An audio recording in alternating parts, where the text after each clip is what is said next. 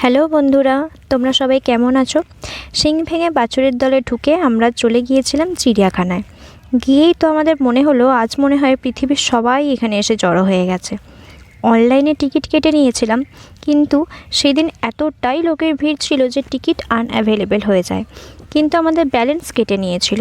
তারপর অথরিটিদের সাথে কথা বলে আমাদের সেখানে অ্যালাউ করা হয়। এই ভিড় ঠেলতে ঠেলতে অনেকের ঠেলা খেতে খেতে আমরা প্রথমেই দেখা পাই বাঘ মামার।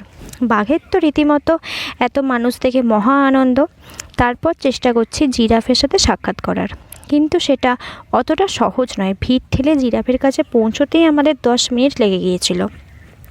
গিয়ে জিরাফ মহাশয়ের উৎফুল্লতা দেখে বেশ ভালো লাগলো।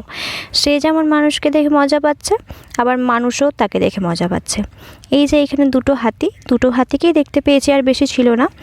এইখানে তো জলহস্তি মানুষের ভয়ে জল থেকে মুখই তোলেনি, অগত্যা তার পিঠটা দেখেই চলে আসতে হলো। এইখানে দুটো এমু পাখিগুলো নিজেদের মতোই এদিক ওদিক করছে।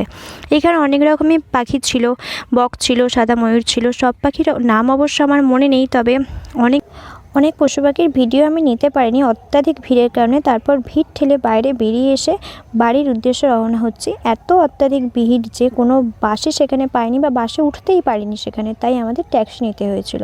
হাওড়াতে এসে একটু খাওয়া দাওয়া করে তারপর বাড়ির উদ্দেশ্যে রওনা হয়েছিলাম।